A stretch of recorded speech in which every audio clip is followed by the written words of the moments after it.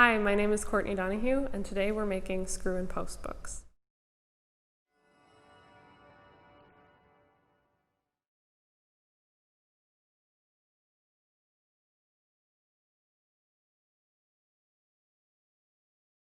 So to make screw and post books, what you'll need is paper to make your pages, any paper you like, and as much as you like, however big you would like your book to be.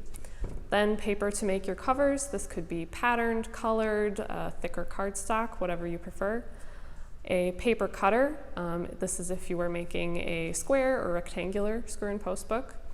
A hole punch, and then actual screw and posts, and these will be the binding for our book.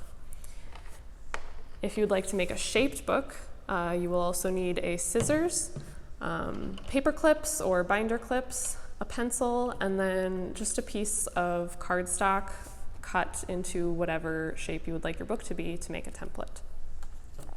So first we'll make a basic rectangular book.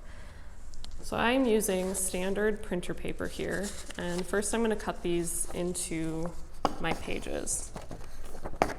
And what I like about printer paper is I can simply cut it in half both ways.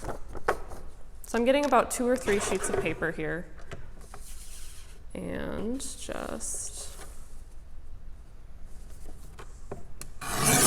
cutting a stack at a time.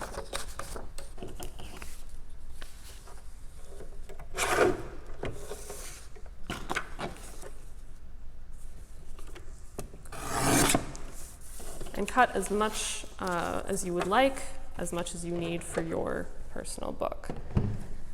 I've already got a stack cut here, some started, and the next thing we need to do is punch our hole for our screw and post to go into so that we can bind our book.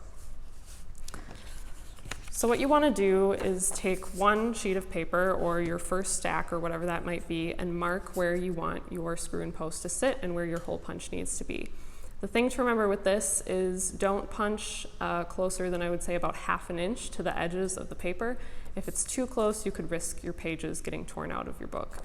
So do that to one or a couple sheets of paper at a time and designate that as your template. And then take a couple of your pages and just line it up with that first page.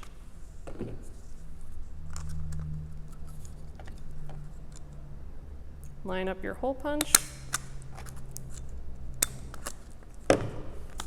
Take off your template, and then keep going with your next stack of pages.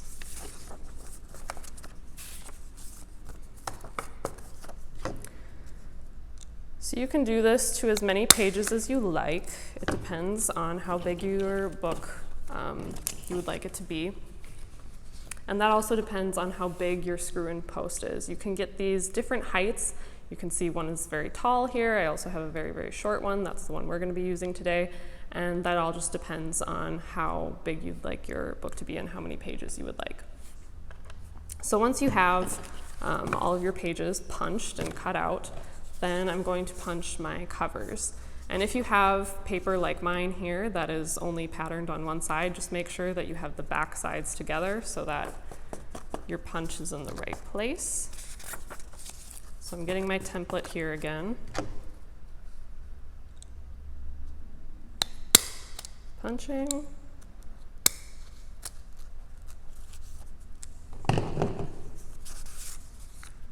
And then it's time to assemble our book. So we just put our front cover on and our back, and unscrew our screw and posts. And these are named aptly because they have 2 parts to them, a bottom part, which is the post, and then a threaded portion, which is the screw. So we're just going to assemble all of our pages on top of this post.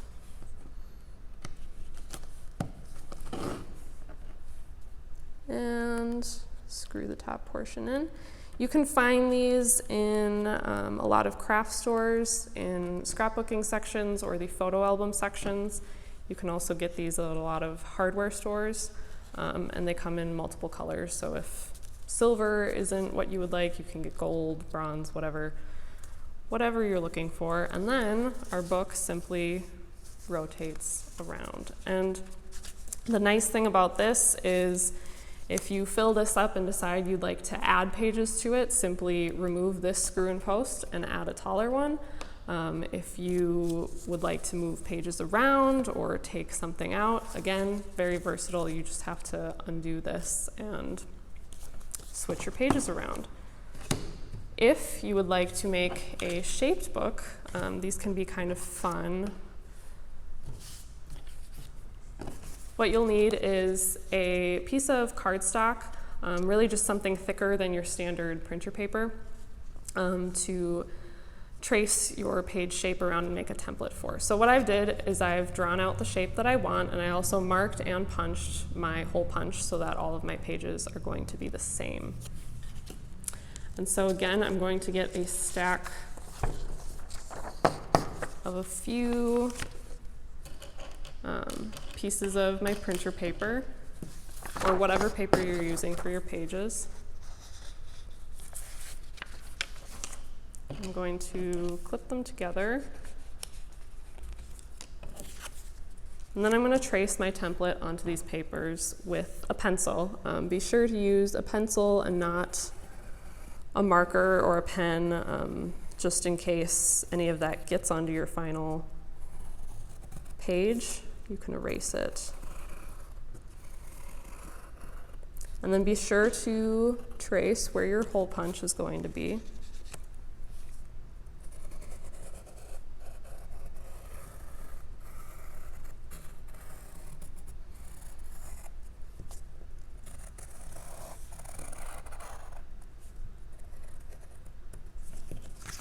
So once you have as many traced as you would like, you can go ahead and cut those out. And I'm doing the same thing like I did with our rectangular book. I'm cutting a few at a time. Saves time. And it's more likely that all of our pages are going to be exactly the same.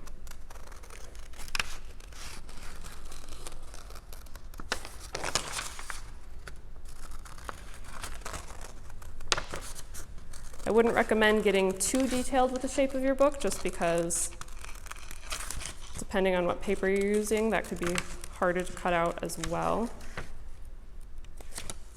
And then be sure to hole punch.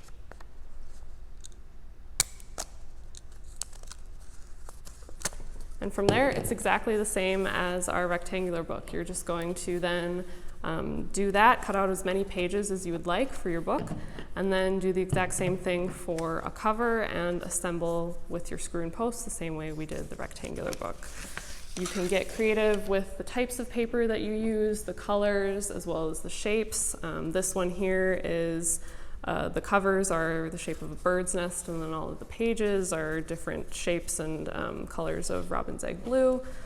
They make great notebooks, sketchbooks, or gifts. So they're extremely customizable, and they're versatile once you've made them as well. You can switch out different pages for a different cover and change them up however you would like. So get creative and enjoy.